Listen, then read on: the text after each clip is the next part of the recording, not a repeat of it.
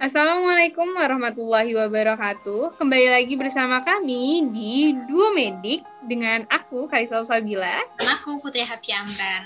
Sekarang kita bakalan bahas tentang karang gigi nih Kak, karena di kolom komentar dibilang, "Kak, bahas dong cara menghilangkan karang gigi."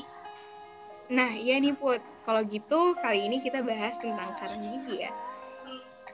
Sesuai requestan dari teman-teman, kali ini kita bakalan bahas tentang karang gigi. Oke, sebelum kita bahas bagaimana cara menghilangkan karang gigi, kita harus tahu dulu nih pengertian dari karang gigi itu sendiri. Jadi, ketika sisa makanan yang mengandung bakteri atau mikroorganisme menempel pada gigi dalam waktu yang lama, maka hal itu akan dapat membentuk plak. Nah, plak yang menumpuk lambat laun akan mengeras dan menyebabkan terbentuknya karang gigi. Kalau dalam istilah medis, karang gigi juga disebut dengan dental calculus. Nah, kecepatan pembentukan karang gigi pada setiap orang itu umumnya berbeda-beda, tergantung pada kadar pH air liur seseorang tersebut. Nah, kan kita kadang juga melihat ya, Kal, kalau karang gigi itu bervariasi nih warnanya, ada warna kuning, ada yang udah menghijau, dan segala macamnya. Dan coklat juga ya. Nah, semakin pekat warna karang gigi, maka artinya itu juga semakin banyak pula plak yang menumpuk pada gigi seseorang tersebut. Karena karang gigi juga memiliki tekstur yang kasar dan juga berpori ketika diraba menggunakan lidah. Nah, jika kondisi ini dibiarkan terlalu lama nih Kal, dan tidak ditangani dengan tepat, maka gigi dan gusi akan berisiko tinggi nih untuk mengalami kerusakan. Jadi kalkulus nih memang harus segera ya, jadi jangan tunggu nih sampai dia menjadi kalkulus baru dibersihkan. Jadi harus perhatikan kesehatan rongga mulutnya ya teman-teman. Iya Kak, sekarang gimana sih Kak cara mencegah agar tidak terjadi kalkulus? Coba Kalisa jelasin. Yang pertama yaitu sikat gigi 2 kali sehari. Untuk mencegah karang gigi, sikatlah gigi secara teratur setidaknya 2 kali sehari, Put. Nah, Putri pasti udah tahu banget kan kapan waktu terbaik untuk menyikat gigi. Waktu terbaik untuk menyikat gigi ini yaitu pada pagi hari setelah kita makan dengan kita memberikan rentang waktu 30 menit setelah kita makan. Dan juga sebelum tidur masing-masing selama 2 menit. Karena sikat gigi yang dilakukan hanya beberapa detik saja itu tidak akan optimal dalam pembersihan dan juga tidak akan membersihkan pada sisa-sisa makanan yang ada pada sela-sela gigi kita. Lalu yang kedua yaitu flossing gigi, di mana selain menyikat gigi penting juga nih bagi kita untuk melakukan flossing gigi. Flossing gigi ini adalah cara membersihkan karang gigi dengan menggunakan benang, di mana metode satu ini diperuntukkan untuk membersihkan plak dan sisa makanan yang berada pada sela-sela gigi. Yang ketiga, yaitu hindari kebiasaan merokok. Kebiasaan ini harus banget dan patut untuk dihindari. So, buat teman-teman, yang satu ini harus dihindari ya, karena kebiasaan ini bisa menimbulkan karang gigi. Penelitian menyebutkan bahwa orang dengan kebiasaan merokok lebih mungkin untuk terjadi karang gigi dibandingkan dengan orang yang tidak memiliki kebiasaan merokok ini. Hal ini terjadi karena bahan kimia yang terkandung pada rokok dapat membuat plak menjadi lebih lengket di gigi kita. Akibatnya, plak menjadi menumpuk yang nantinya bisa menyebabkan terbentuknya karang gigi dan penyakit lainnya di dalam rongga mulut kita.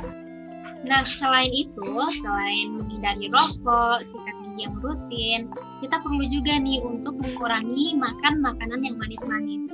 Pernah nggak sih Kak kita dengar nasihat orang tua yang bilang kalau terlalu sering makan permen itu nanti giginya bisa bolong, iya nggak sih? Pernah banget Put. Itu kan memang kata-kata yang sering diucapkan sama orang tua kita ya waktu kita masih kecil. Nah, faktanya nih, nasihat yang satu ini bukanlah ancaman semata agar kita tidak makan permen. Kenapa? Karena makanan dan minuman manis yang tinggi gula itu memungkinkan plak untuk menghasilkan lebih banyak asam. Nah,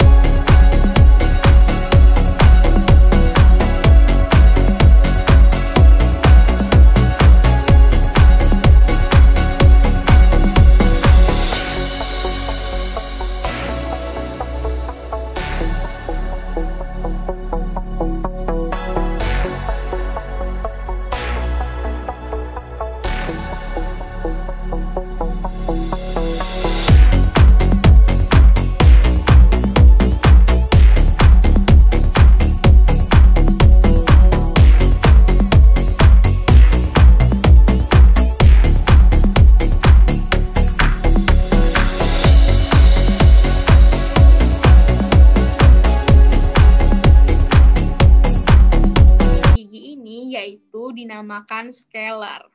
Nah, untuk scaler ini juga ada dua macamnya, yaitu scaler manual dan juga ada dengan metode ultrasonik. Ultrasonic scaler ini adalah scaler yang sekarang ini dipakai. Dimana kita tahu teknologi sekarang semakin canggih ya Put ya, jadi alat-alat terkini juga semakin banyak ya Put. Iya, benar Kak. Dengan menggunakan ultrasonic scaler itu akan memudahkan dalam menghilangkan karang gigi dan juga meminimalisir untuk terjadinya nyeri pada gigi ya Put. Iya Kak, benar sekali. Nah selanjutnya proses scalingnya itu seperti apa? Nah proses scaling gigi ini harus mengikuti bentuk dan anatomi gigi itu sendiri. Oleh karena itu cara membersihkan karang gigi yang satu ini tidak boleh dilakukan oleh sembarangan orang, tapi harus ke profesionalnya sendiri.